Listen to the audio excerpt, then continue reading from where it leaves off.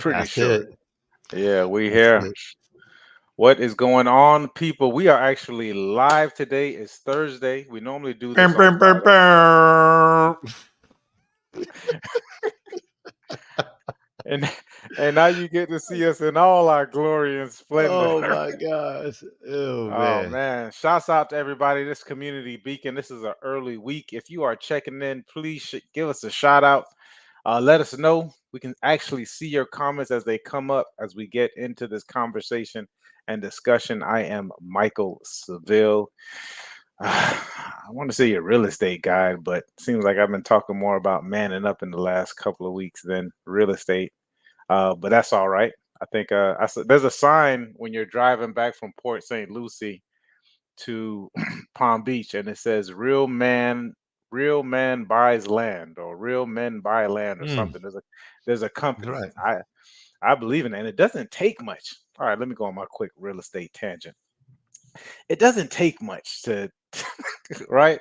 I saw a video the other day on, I don't know if it was Instagram or YouTube, where a guy was basically, they had a 1 acre homestead, and he was showing you exactly what kind of plants to plant, what kinds of I guess chicken to hatch eggs, to have eggs, etc. He even installed like a bee, what is it, a hive for the bees, a man-made hive for the bees to attract bees so that you can get your honey from it. And it was all based on like 1 acre. I know a lot of us think that Mm, we need like a 10, 15, 20, 30 acre homestead, but 1 acre will have you pretty self-sufficient. I mean, you're not going to have everything that you need, but you'll have a lot of the things you need.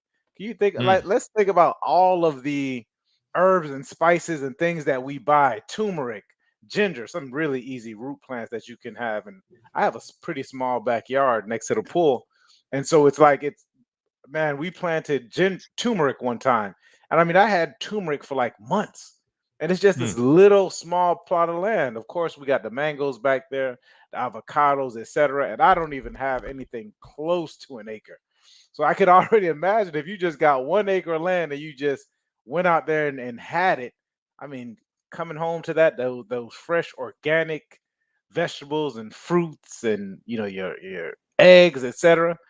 And actually, there's a bunch of that stuff in the acreage in Loxahatchee. From time to time, I like to ride through the streets, and they'll have signs back there that say we sell eggs, we sell these different vegetables, whatever it is, and I'll go and buy from the people around there, and it actually ends up being a lot cheaper than even buying it from like the farmers market or something.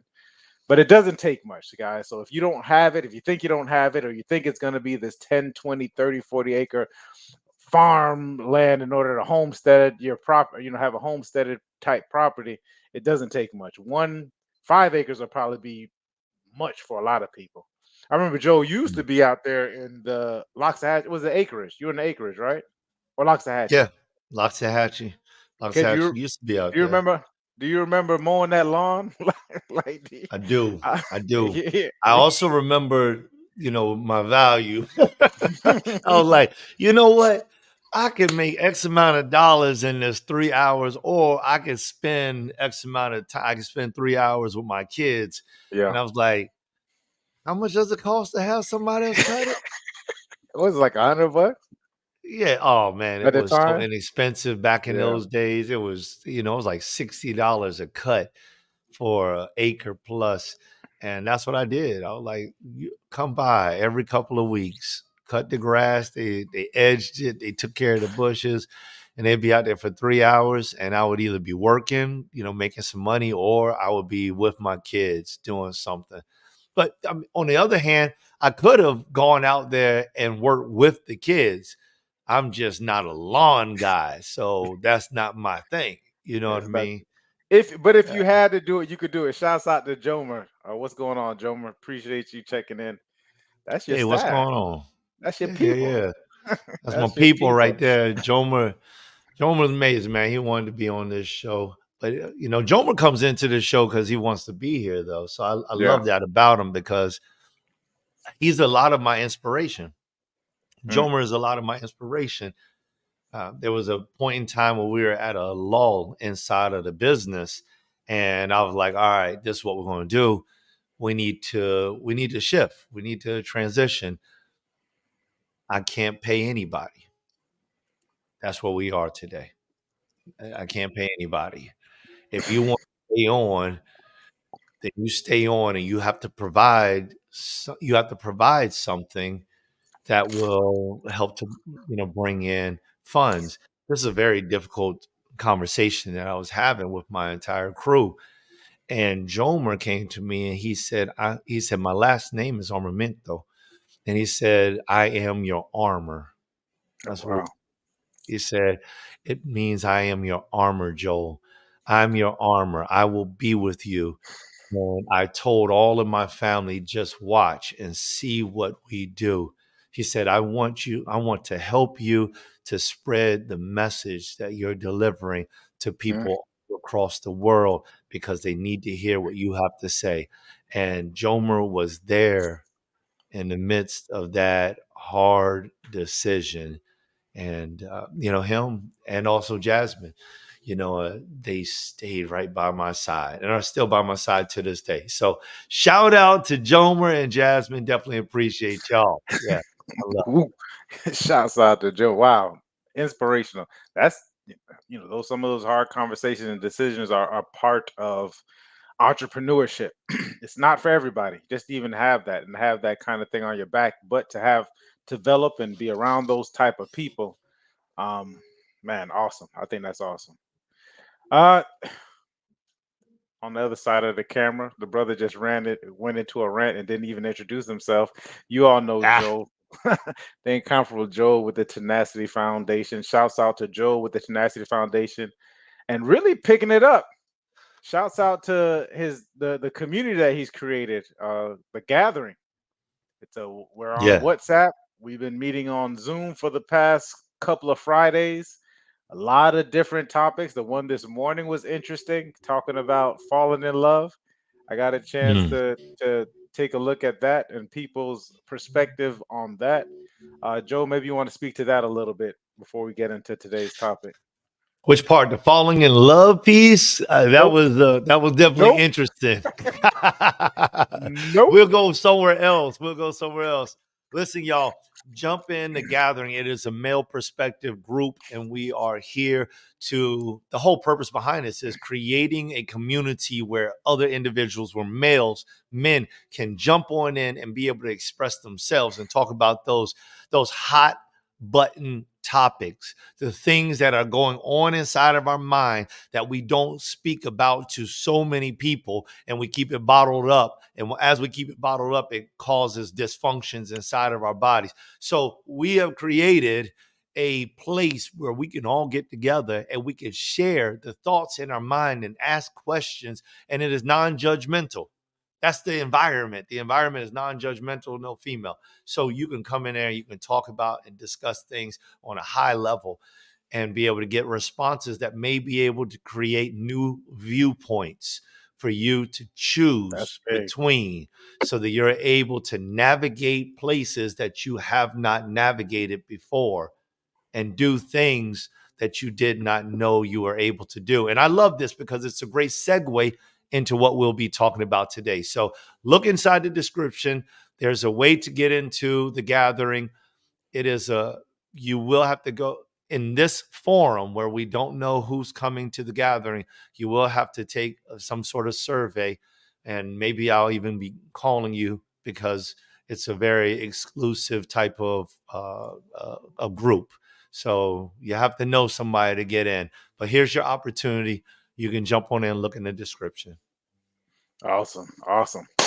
All right, let's get into it. The brother said he had a lot of inspiration and creativity, and he got on the. You already weren't able to see this before we got on, jumping up and down in our pregame, and the conversation is as we continue this series of rebuilding the man.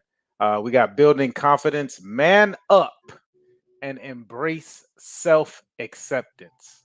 Hey Let's man, talk about shout it, out brother. to Brandon Harris real quick. Look at that, Yeah, I man. You got put that up on the screen? yeah, yeah. Shouts out to Brandon. I didn't even see that. Oh, I'm All right. sorry. My I I'm you got a story for Brandon too? No, no, no, no. I'm not gonna give a story for. I'm just saying shout out to Okay. Brandon, man. Good to see you there, brother. Yeah, Belief in the absolutely. vision. I love it. I Every love it. time, every time. Yeah, man. All right, Appreciate where you. was I at? Oh, brother. Opening the door, man. Hey, man, this is it. We live, man. We live. We're doing our thing, brother. Okay, so let's talk about it. Embracing what were your thoughts around the man? I'm big up. First off, let me talk about manning up. All right, If I like it. if there was ever a time, if there was ever a time for men to kind of take a step forward and be who you want, who the man that's needed within your first for yourself, for your Mm, household, for your mm, community, for your city, for your state, because it starts with you. That's the brother show as well. But it starts first with yourself. But just manning up from that aspect of it, the time definitely has to be now. Um, and with that is what goes along with it. You have self acceptance. I even go further, just saying I kind of like to take the self off of things because they Brandon said confession time, Mike. I like to take the self off and just say accepting. And mm, I think once we get to this part of accepting of exactly where and it because ultimately a lot of the things that we talk about and how we got to where we are, like we're looking up different things on the definitions of it in Webster. We're looking at what's being presented to ourselves from the narrative. We need to like most of us just kind of we just fell into this position, right? We're in a mm. situation where we get a chance to we kind of just got here, and now we're going back and saying, well, how did we get here? And now that we are here, it's the point of just accepting ourselves and everything around us. This is the situation, however you want to look at it. And I think it's a very positive situation to look at. But this is the situation that we found ourselves in. And so now, where do you move on from there? I Mm, remember, I remember talking to someone, and I said for myself personally, the acceptance phase, I think for most people is like one of the hardest things to do because it's at this point when you can kind of either say choose rather I'm going to choose to go left or I'm going to choose to go right because now that I'm aware of these things happening, you know, I can either choose to accept it or choose to believe that these things don't exist. We got music in the mm. background. Is that me? Now we do have music in the background. That's that's that's my study music, man. Oh, Oh my okay. gosh, that's I my thought. study music. That's my study. That's my study music. All right, all right, all right. Let me take my study music off. I'm gonna hear you in my ear. All right. Mhm. Okay, I think the brother. Okay, did the brother leave? Okay, yeah, Brand. It's like the acceptance of circumstances, and then the making choices. And then I'm just reading off what Brandon says: making choices from awareness. Absolutely. Here's what I started to find is that, and I think what's going on now is that this is ultimately in the social media allows this to happen, the internet allows this to happen, is that we are aware of a lot of these things have been taking place. And I think some of the what I would definitely say is the man of people who are manning up are starting to make a decision as to saying whether we want to continue down this path. Um we'll have to define the paths. Um but it's not just enough to be aware. Someone said to be aware is to be alive. But it's like now, what is the decision we're going to make? Are we going to go to the left? Are we going to go to the right? Go ahead, brother. Now that you're back. Yeah. Well, going to that left and going to that right. I love that. That reminds me of what we were talking about before, the narrative, like Hmm. defining the narrative and accepting the narrative. So I think acceptance is definitely part of that. And I saw what Brandon was talking about, acceptance of circumstances. That's key. I believe that Yeah. that's key, Mike, because it's like as a man, we have to accept that no matter what hand we were dealt, we are now owners of that hand, right? Like we have to own it. Um, there was one point in time, I think I've told this story before, but I'm in the middle of office services. And while I'm there, I've taken ownership of my life, right? I'm no longer doing the things that I used to do, but now I'm actually in a legitimate job and I'm not making any money. I'm making, for me, I'm not making much money in my mind side. I'm making like $20,000 a year. And for me, that wasn't really much money. So but I was making it work. Don't get me wrong, I was doing something with it. But it was the point when I'm like 26 years old. It was a point when this 23-year-old female walked in and she was just became a lawyer. And I started speaking with her and I said, by the way, if you get this job, she didn't actually have the job. She was an apprentice. I said, if you get this job, what kind of money do you make? And she told me, and there was a guy there too, but the guy was kind of he was kind of a little bit goofy, that's all. But she was just like focused, super focused. So I wanted to know about her because of her super focus. And she was like, "Oh, well, somewhere around, $150,000, 125,000." And I was like, boom, 23 years old. I'm 26. I'm just wrapping my mind around life at large. And I'm working at the exact same place that another person is working at. And I've just realized that I am at the bottom end of the financial chain inside of this business. And it's for me, there was a lot of things that were going through my mind. It wasn't simply that she was driving the red Mercedes Benz drop top or that she had her own place or was buying another one because I saw what she was doing daily. She was there early, like I was, before everyone else got there. And then she was there late, like I was, after everybody left. When I walked by her office, she wasn't even getting paid at this time. The books were stacked up. The books. And I looked at the other guy who was an apprentice also, and his place was just a mess. It was a mess. They both got hired. They both ended up making $125,000 to $150,000 an hour as lawyers.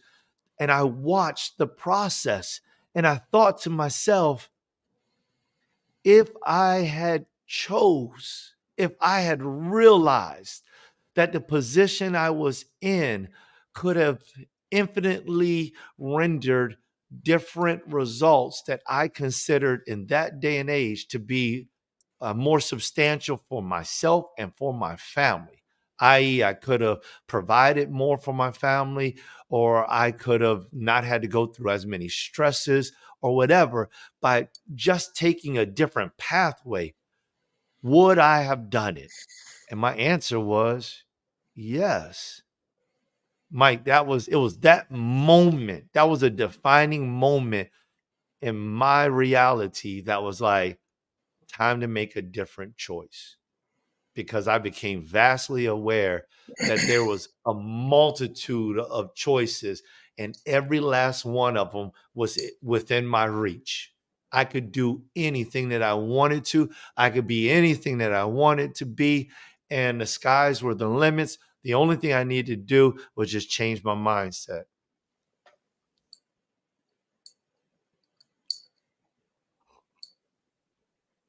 So it was at that point, 26 years old, you decided you understood that you had ownership of or accepting your situation. And for that, I heard you talk about before was taking ownership of it and saying, okay, from this point on, if I can apply myself, I can move in a different direction. So that sounds like intentionality to me. It's like all of a sudden becoming intentional. Yeah, absolutely. 100%. And just like Brandon said, make choices from awareness. Yeah. It was that day I started to make, like you said, intentional choices based off of my awareness. I started to come up with a plan. I started to come up with goals. I started to reach for something. I think it Right. was Yogi Berra who said, he said something to the degree of, and you all have to forgive me, I won't quote this exact, but he said something to the degree of, um, if you don't know where you're going, any road will do. Yeah. And it's like, I get it. I get that. I didn't get it then.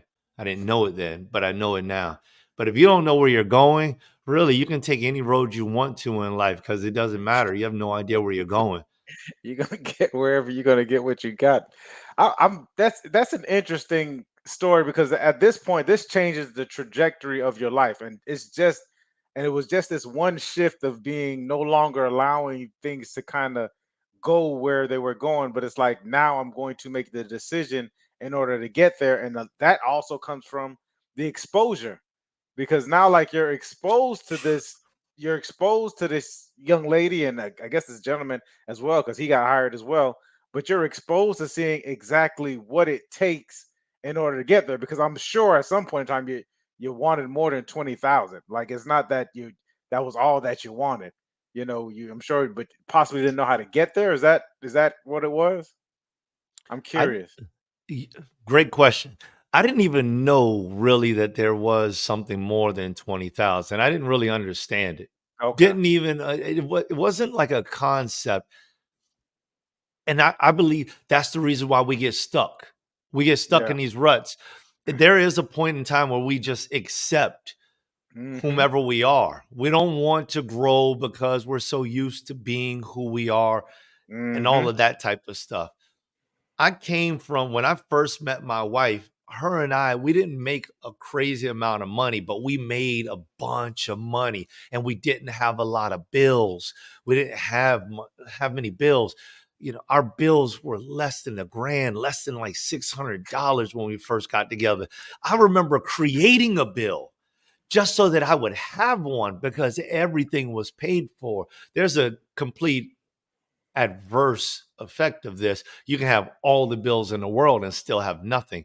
So let's not get this thing twisted about the wants and the tangibles and what that does for an individual because you can get lost in the tangibles. But it was just that I didn't even know. I had no idea. We didn't have a car. We used the bus. Whenever we wanted to go somewhere, we rented a vehicle and we left. We didn't tell anybody. We would just go on excursions for weekends that lasted a week long. And it was like nothing because we had so much cash. We didn't Right. save anything. We didn't know about saving. We didn't know about investing. We didn't know what to do with our money. We just were living. We're just childish. We're just living. So there was no concept of bigger. There was no concept of stability. There was no Hmm. concept of growth. These concepts were not there. So because there was no construct, there was no concept, there was no construct, there was no scaffolding, there was nothing to build on. So we built on That's nothing. something. That's interesting. That's that. I guess, and God bless my parents when I look back on it because my experience was different. Um, and that's because that was there. Being able to look at my parents and like since I've been born, they've owned the house as far as I've known myself. So it's like had a. So I almost feel like I just came into bills at 17 or 18 when I moved out. I was 17 when I moved out, and it was just it was gonna be there because I can't remember not having something $600, and even though things were a lot cheaper, right? I went up to Tallahassee immediately, and I remember we had like a two kitten. This is probably not even fathomable for people now, but me and my sister shared a 2 bedroom, 1 bathroom apartment, and it was like $550 a month. You know what I Mhm. mean? But that it's not even fathomable now. However, it was that way. However, made sure you had your cable, you had your I think I did take the bus my first year while I was there in Tallahassee, so on and so forth. Had a cell phone. Did I? Yeah, I think had a house phone, so on and so forth. So I think I always had it. So it's interesting for me to hear that where you started from, even this $20,000. I remember getting out of college when I finally graduated and going to job interviews, and they were offering me $30,000, and I'm just like, I'm not doing that. Like, you want me to stay here for Mm. Like you want me to stay here for 8 hours a day to do this and only make 30 grand a year? And oh, they were talking to me about benefits and so on and so forth. But it didn't dawn on me because I was making that already while I was in, before I had graduated, kind of deal. Similar to you though, with well, a lot of it was cash. However, I was able to do everything it was that I wanted to. Imagine me having flown all over the continental United States the year prior to graduating, and then graduating, and it's like you get stuck in here. Yeah. Anyways, I remember going on to the one of my jobs, and they were like, they didn't eat at Ruth Chris. I'm just like, you don't eat at Ruth Chris? Like, how did you not? Like Mm, who doesn't eat at Ruth Chris? This was just something that I was doing. I'd go for like lunch or something. It was interesting. And Beethoven has a similar experience to me. I guess that's why me and him kind of gelled because we never really experienced that not had, to not be able to do certain things. Um, so this conversation in regarding to accepting where we are, but there were some things that, like, to your point, like paradigm shifts. And one mhm, huge paradigm shift for me was not working for an employer. And I think mm, that was something huge for me when I stopped working for it. And that came at around 30 or 30 in my 30s or something, where it was like I don't need to necessarily work for someone because my parents, they had always worked for someone. So this is my example of it. Having Caribbean parents that worked 2 3 jobs, definitely my mom working 2 or 3 jobs, my father working at his company for X amount of time, and up to this day he always has to be working. I hope he doesn't watch this show with the bunny mark. He's in town, but he's always in his, he's working, and he does. Like, he comes here, and sometimes I'm telling him, like, you got to stop. You know what I mean? Like, enjoy your grandkids. Like, you got to stop. But it doesn't kind of equate. And he's in Jamaica living, and you call him, he's like, I'm working, working, working. I'm like, what are you doing? Oh, I was outside for 14 hours. I'm like, for what? Like, you know what I mean? But he'll find a way for himself to keep busy. So for me not to work at a job, I remember coming and telling my mother, I'm a grown person. I remember her looking at me like, what do you mean you're not working with, you don't have a company that you're working for anymore? Like it didn't even make sense. And it was a lot of pushing and pulling. But it was just I had come to the point of making that, left or right kind of turn, aware that this is not we how I'm going to, excuse me, so I don't want to speak for myself, how I'm going to have wealth for myself and the next generations, and make an impact upon my community, or impact upon me being here as far as what I thought an impact was. It wasn't going to be impactful, it wasn't going to be efficient. So it was better for me to go out here and do this, especially being in groups, which I think you kind of mentioned, being around people who didn't necessarily have that same thought process that I had of where I mm, wanted to go and how I wanted to take it. But that took a lot to get away from the culture of it. We spoke about the narrative as well. Like, this is the way for me being Jamaican, this is the way that we kind of do things. And to me, to kind of go away from that. And mm. that took a lot of exposure. And it took my really, I kind of was like kind of a leaf in the wind until I met my mentor now, Jim, who had always lived that way. He's 80 years old. And when I look at him, like, yeah, I want to be 87 years old and have that kind of life. We just went to his party, his 87th birthday party last month. And he threw himself a surprise birthday party. But just to be He around threw that, himself a he, surprise birthday party. he's been doing it since he was 40. He said they didn't know how to do it correctly. So to be but it's to your point, to get out. This might be the a real um interesting thought process, or interesting thing to talk about on this, is to be exposed to a different way of living, like the exposure of it, and to kind of let go of the person that you were.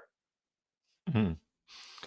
I think you're hitting it nail on the head, man. I think that's exactly where we need to be, especially after all of these different episodes that we've done on identity, self identity, modeling, all of these different types of things.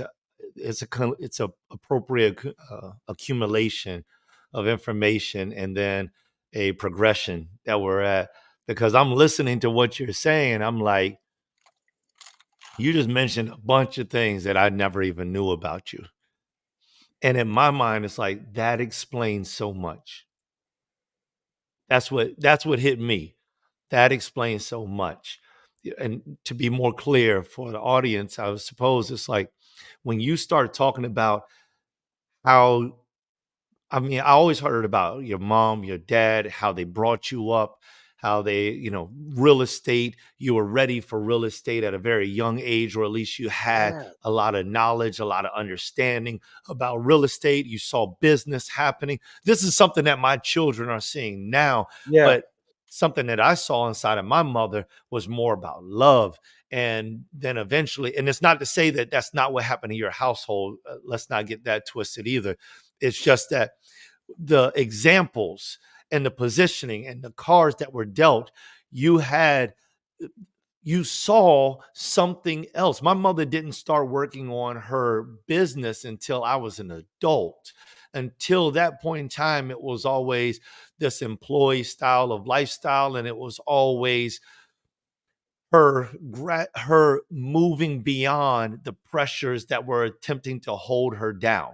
That's what was going on in her life, and I witnessed that. And I have a passion about helping people to overcome injustice. I'm very passionate about that. I can't stand seeing people being smashed underneath the foot of somebody else for their self gain.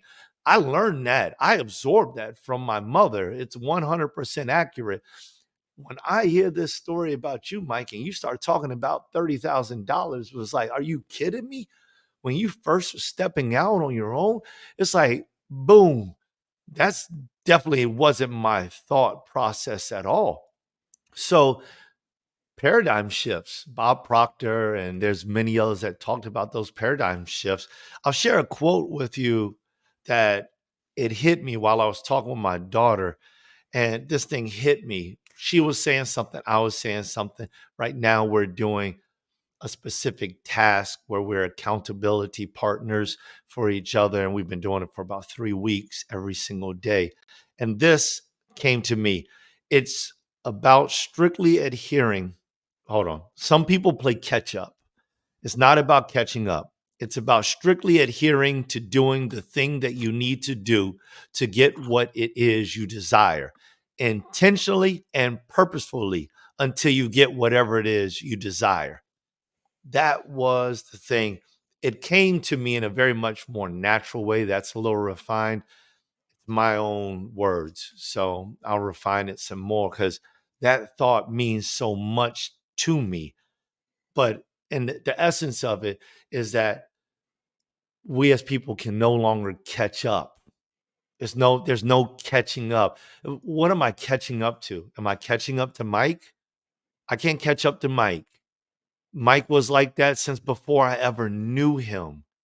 It's ingrained inside of his blood. It's ingrained inside of his mind, his eyes. This is what he lived.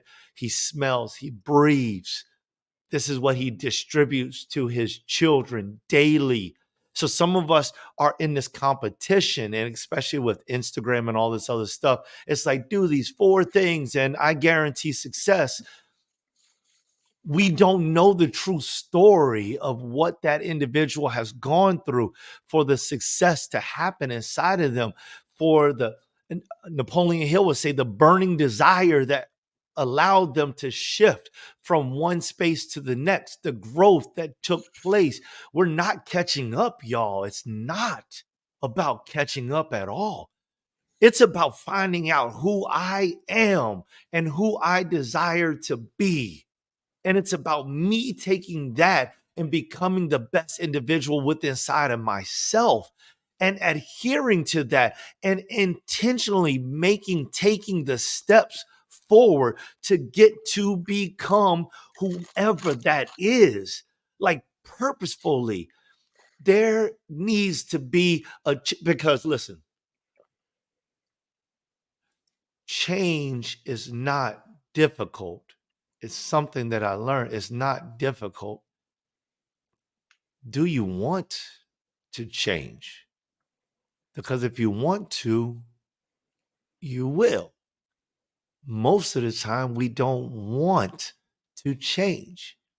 There's an excitement of being like somebody else, but we don't want to go through what it takes to be whatever that is.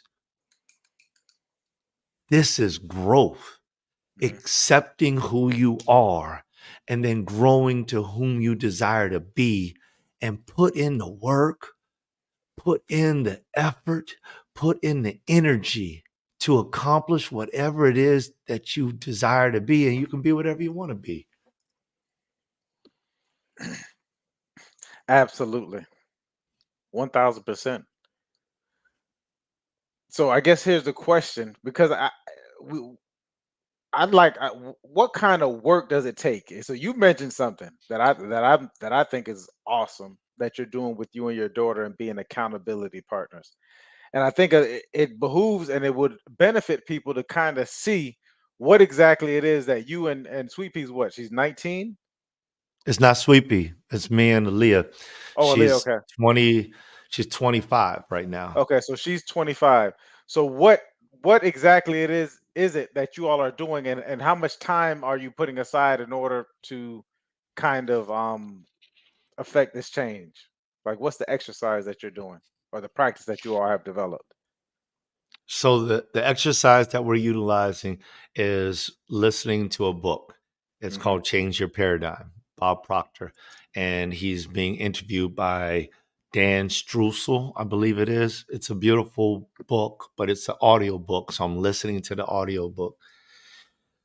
And I started listening to this since May 1st. I asked somebody to jump in with me. They didn't. It's okay. It's not a big deal. I asked my daughter. She said, yeah. She said, yeah, that was like May 14th. So we've been going at it since then. It started off, she would send me audio clips of what she learned.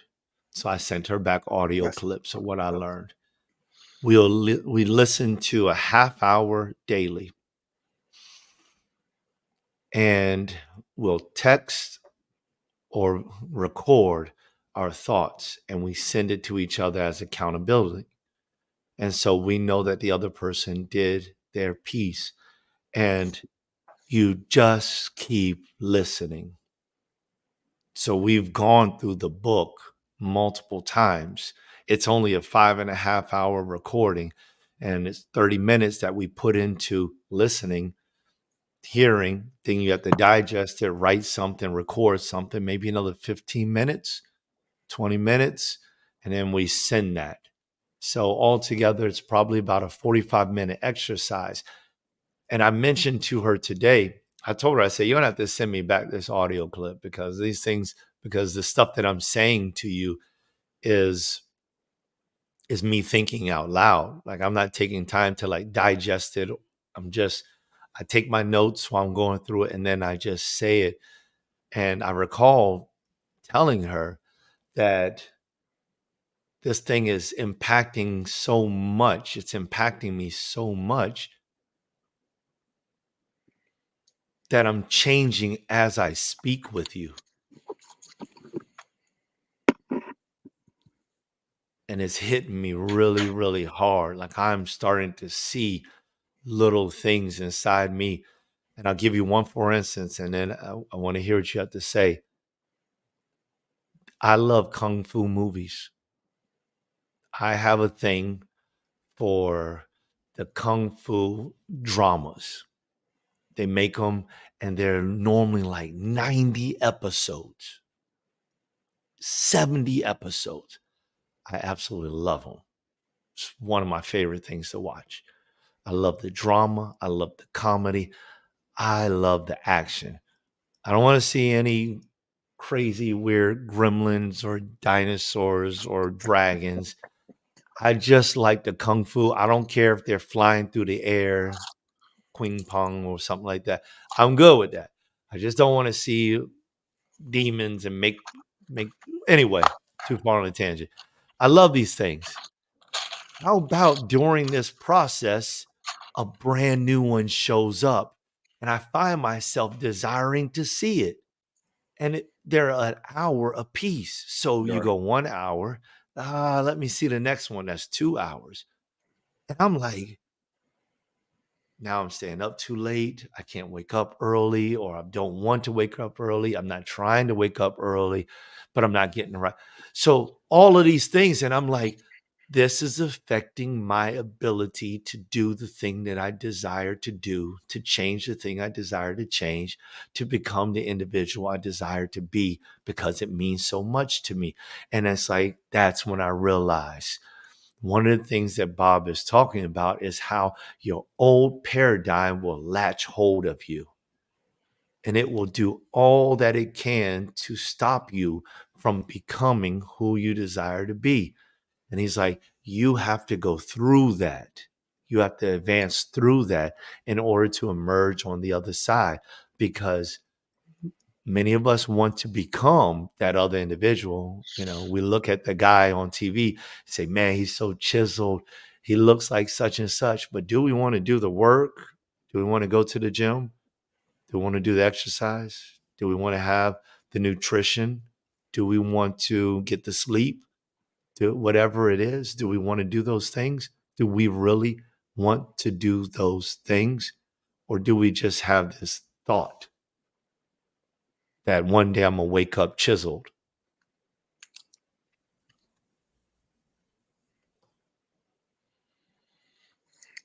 Yeah, I do have a thought that one day I'm going to wake up chiseled, and I one day, love it. one day it'll work out. Now, but I get it. Going through your story with your, I've saw four things that I'm just like, these, you know, these are some of the things that we can bring to the table, especially in regards to being a man and changing the things that we've seen. First, we need to accept what it is that we are. Like we, going back to the acceptance thing, we accepting this is where we are. And regardless of how these cards happened, parents, whatever the case may be, it is what it is. I accept that. And then we go out and we start to look at where it is that we want to be. So I saw goals and a vision that you put forth. Goals and a vision. I want to do these different things. Here's something that a lot of people don't do is they don't get an accountability partner, someone that they look for and say, listen, if we can do these things together, when we get to the other side, then we're going to, we'll be better for it. If not, it's still something that we can do together. And it's not just with you and your daughter. This could be you and your wife. This could be with you and your brother. This could be anyone who you want to intentionally have a meaningful relationship with. If you can just say, let's do this. I remember I had a person every morning, and this created an awesome habit, was like every morning we're going to read, get on our phones, read the Bible verses, highlight the the words or whatever it is that we saw, because we went through the entire Bible, highlight a verse or something that we saw within the Bible verse, and then we would send it to each other. That alone Mm, starts to give you some type of connection, and also starts to create a behavior that I do to this day. mm, Years have gone by, and this is still the same thing that I do, but being intentional about getting to it. So find someone that you want to create an intentional relationship with, and it doesn't have to be 30 minutes. It could be, listen, we're going to read this book, which also is a great habit to have for a lot of us. I think they said the average person doesn't read after they leave high school. They don't read one book a year or two books a year. mm, So it's like, let's just go. We don't need to blast through this book. This is not the point of that. The point of it is attempting to create intentional good habits. I got leadership. That's also a way of providing leadership, which every man, we spoke about it, us a lot of, and we talk about it a lot, right? Like we talk about mm, the some of these things that we say about being a man. This is what's the narrative. You be a provider, you be a protector, and you be, some say, pastor, the three P's, but essentially I'm saying leader. You're being a leader slash teacher.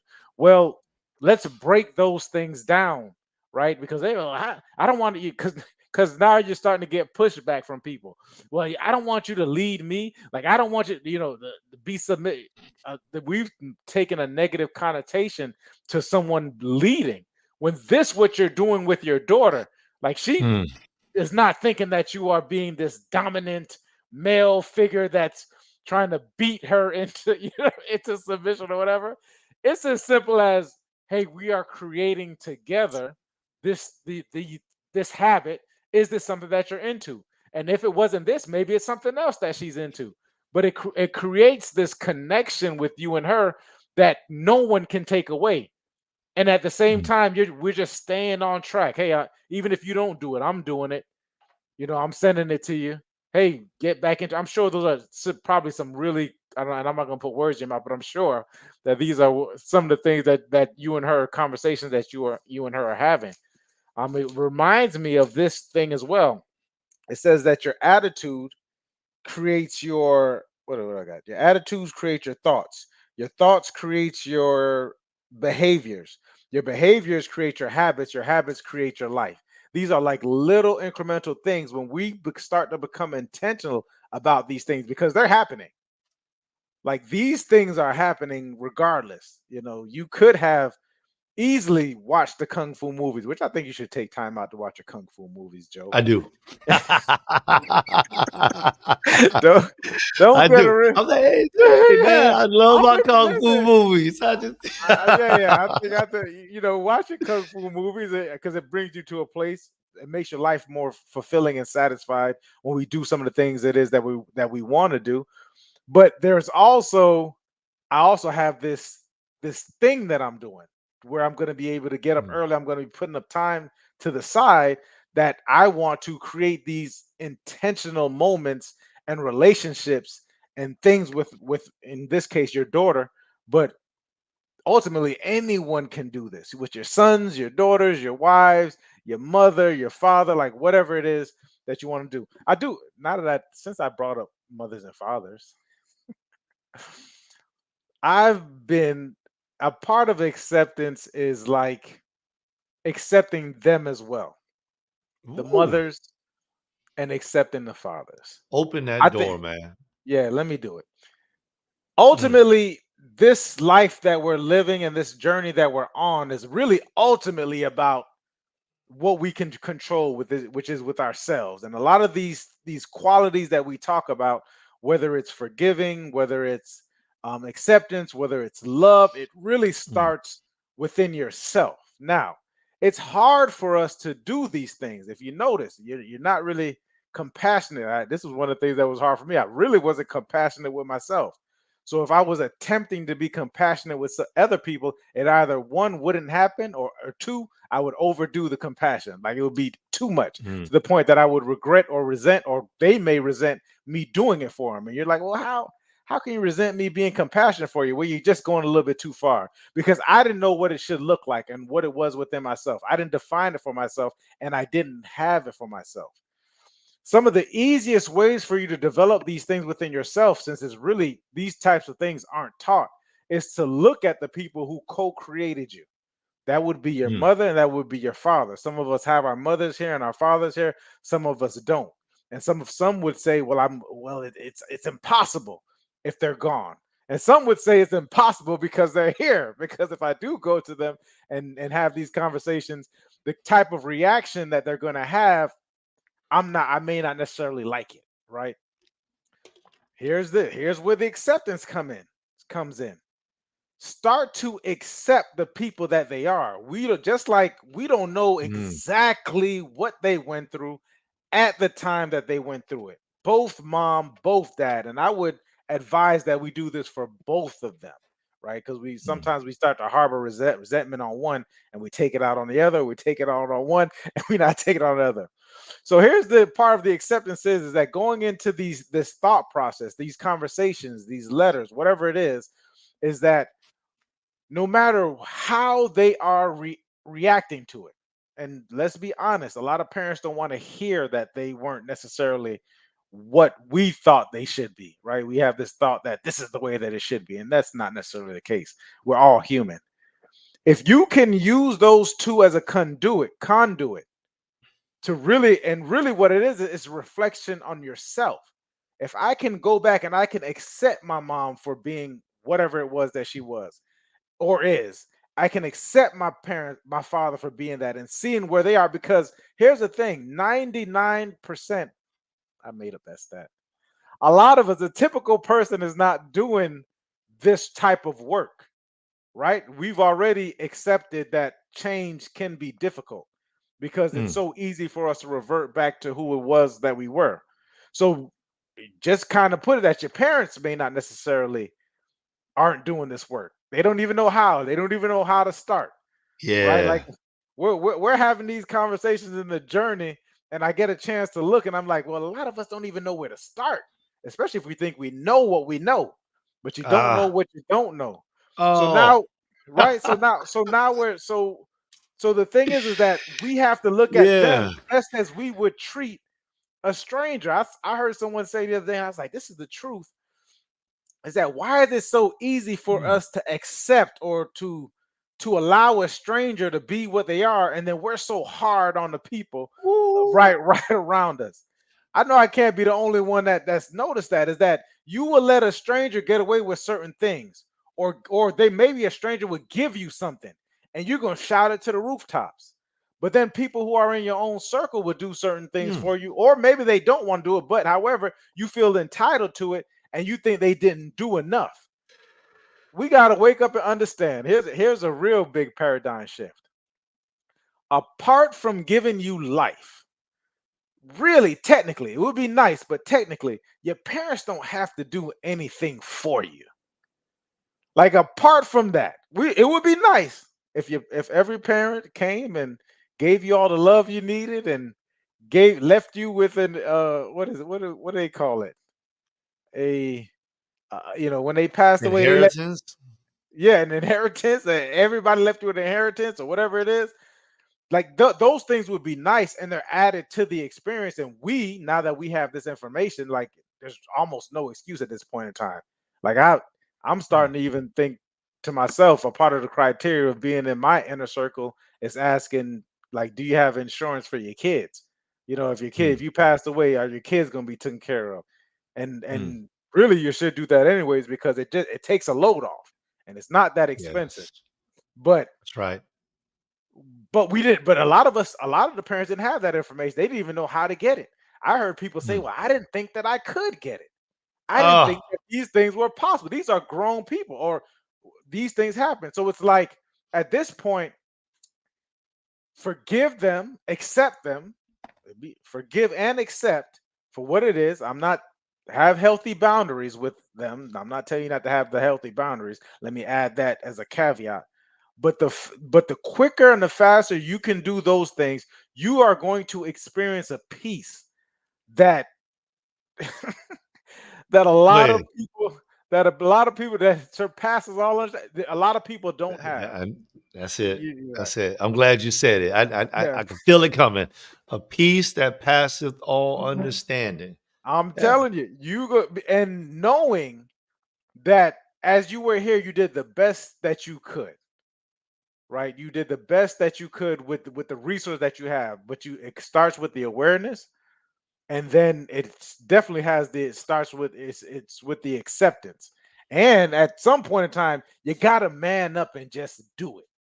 If you're not, Yeah. are you doing everything it is in your power that you could do? Like, yeah, sometimes you gotta go up against. We spoke about this last week. It's by force or by choice. Like, if you Yeah. make the choice to look at these different things without what I call resistance, which is avoidance, procrastination, not paying attention, you know what I mean? Like, whatever it is, that going to sleep, not wanting to deal with these things. That's where the resistance comes from. Once you get rid of that resistance, or once you face it by choice, say, you know what? And any day is a good day. Who cares where anybody was? Mm. No one's trying to catch up, like Joel mentioned, catching up to Joel. It's not for me to catch up to Joel. It's for me to admire Joel and say, man, these are some things that I ascribe to. And knowing Joel is there, have the conversations with him and get a deeper understanding of it. Just get a deeper understanding of it, but not there's no competition in this thing. because we're all Mm. going along our own path, right? But it's to accept it. But I'm telling you, a real shortcut to self acceptance is going through your parents and accepting them and accepting the people around you that some of us have chosen, your spouse, your whatever, accepting it and just saying, okay, now that I accept it, now we can widen our scope and have different strategies for the situation. Because as long as we're avoiding it, we can't come up with these different strategies. But now we can say just and we something as simple as that practice that Joe's doing with his daughter is saying, you know what, let's take 10 to 15 minutes out of our day and let's go over some information, a book or an audio book or whatever it is, and then let's say, send me a quick sentence on it or whatever it is, however we want to do it, whatever it is, whatever time it is that we have, and make that a priority in your life. And I can imagine, and I don't know if you want to speak on it, what that relationship from the beginning of just I don't know when you said you guys started 3 weeks ago to what it is now, if anything has kind of changed within it, or have you noticed anything, rather the feedback? Honestly, I just love the point that I get these messages from my daughter, Come on. and she says, "I love you" at the end. That means so much. Every single day, I get this little recording, and I hear her tell me about the things that she is learning, the things that she's going through, examples. I get a very small window into her life, into her mind. And at the end, she says, "Love you." And Come on. that's enough for me. It's not a whole lot. I don't need a whole lot, because in that brief moment, those couple of minutes, I get more than enough. Come on. Yeah. Overflowing. Yeah. Overflowing, man. It's a beautiful thing. Yeah, you hit on so many things, Mike. I love that. I love the part about forgiveness, that you were talking about forgiveness. And I believe that more of us need to walk this pathway. And I think humility is necessary in the midst of forgiveness. Forgiveness can be very difficult. It can be very difficult because sometimes I believe that what we're looking for is vindication. And maybe there's some other words that should be associated, but I believe that many times we're looking for vindication. We are looking for some level of possibly even revenge. Man, they should pay. It ain't right. They should pay. And it just hampers us. It hurts us. The energy that we desire, the the design, the results that we desire to have happen to somebody else, especially when we become vengeful, we harness that energy inside of ourselves. That negativity that's inside of us. Like, forgiving somebody else helps ourselves be released from that pain, because if not, we carry that pain for however long. Yeah. Forgiving is something that needs to come about. And I also heard you speak to the point of boundaries. So when we forgive somebody, it's not that, hey, listen, just run your course. You have freedom to Right. run me over anytime, or to cuss me out anytime, or no, it does. I don't believe in that. No, not at all. I believe that there's a development phase. We have to look into how to apply these different types of skills, these different types of techniques, or we have to go through the experience of attempting to try different things until we can hone those things in. But a lot of times it's a lot easier when we can model somebody else. Jesus stated in the book of John, the 8th chapter, the 7th verse, he said, "He that is without sin, let him first cast a stone." This is another nugget I feel like we need to think about. While I am being offended in one aspect, am I offending somebody else in another? Like, sometimes I believe that we as people, we begin to believe that we are this perfect creation And it's not to say that we are not a perfect creation, but we believe as if we have never offended anybody. When we begin to become humble enough to see that maybe I'm not exactly the guy who is without sin, I believe that it opens up a little more space for us to be forgiving of other Yeah. people. So humility, when we start to take a little bit, take a pill of humility inside of your perspective, and I believe that it opens up a door that helps an individual to be able to then forgive someone else, because we can begin to see maybe they didn't know. I was talking with a friend of mine on yesterday, and she began to speak to me, and we were talking about how many a times it's hard for somebody to have the viewpoint that you have if they've never been through a like type of situation. And I kind of feel we started off when we started to talk about where I came from versus where Mike came from, and how the cards that we were dealt were different. Yeah. So his viewpoint of 30,000 was not the same as my viewpoint of 20,000. And that was something that was very new for me. When she began to say these things, I agreed with her to a certain level, because if I had not been through some of the things if I had never been homeless, I don't know that I really understand what a homeless person has been through. I don't know that I can really say I get it.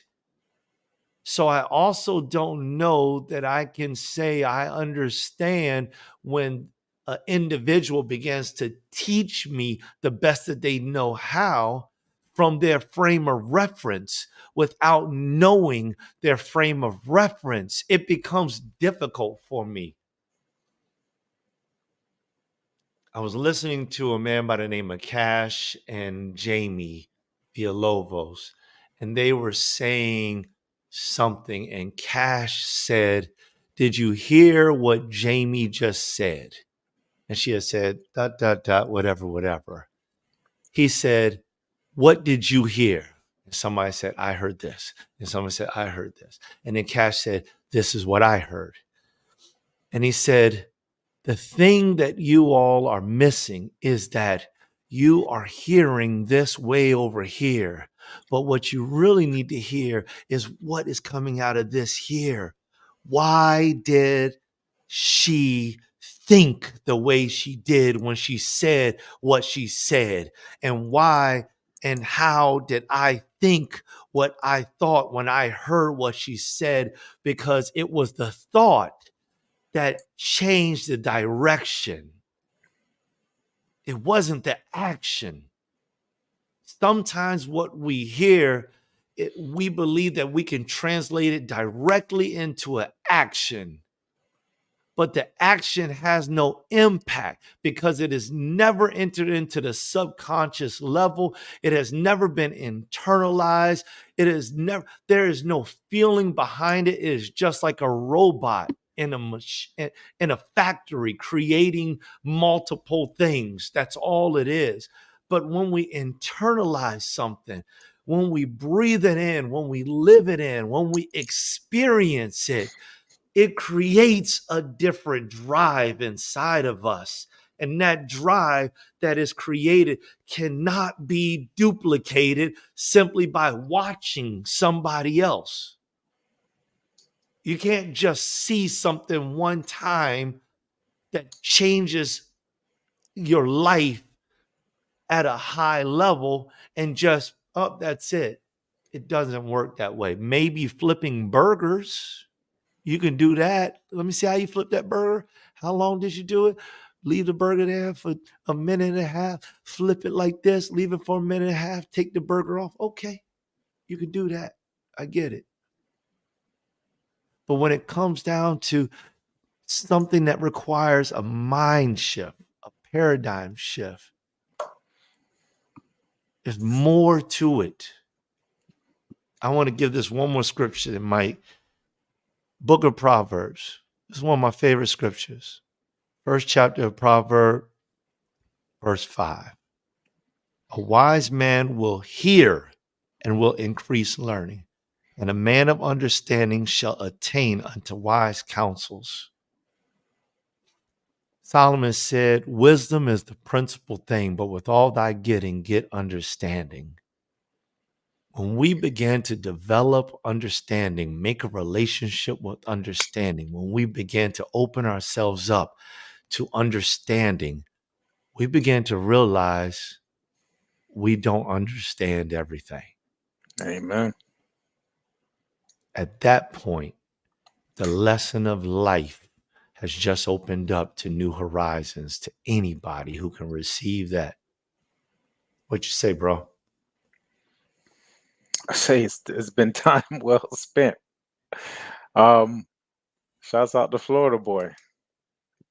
Yeah. Willie's in the house. Good to see you, bro. Yeah. I think this has been time well spent on acceptance. There's a lot of different things that I think people can take and run with. Every week we're leaving people with something, right? We're leaving you with a question. We're leaving. I think the exercise would supersede the question. Find somebody that you want to connect with on a deep and be intentional. Have an intentional and deep connection with.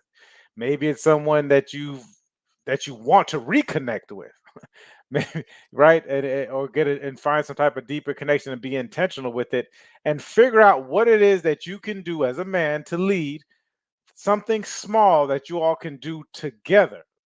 Joe's example of the book and the 30 minutes is, I think, is an awesome example. I also gave an example of reading a Bible chapter or whatever, or sending each other a scripture chapter and saying exactly what it is that, how you interpret it, or how it makes, what you believe that it's saying, whatever it is, and just kind of go back and forth and start a quick dialogue. And these things can happen through text. I mean, with so much negativity surrounding what's going on with social media, the internet, phones, or whatever, be intentional about the use of it. Be intentional about the use of these different platforms, and because you can use it for positivity. Think twice about sending that meme that's negative, or put someone in a negative space, and send somebody something that's positive that would allow them to think. And it's just as simple as that. Other than that, brother, it's been an hour. Mm, I've well done my spent. I've done my time. Yes, There you sir. go. There we go. Find an accountability partner and start a dialogue for growth, and let us know what happens. Appreciate you guys. I guess we won't be doing one on Friday, but we can replay this for Friday at 6:30, and It'll be on Friday at 6:30 then. it'll be on Friday at 6:30. Appreciate you all, man. We'll check you all out later. Shouts out to everybody that checked in and engaged with the conversation, man. I know the brother appreciate it. I know I appreciate it. I'm sure the brother does as well. Yeah, 100.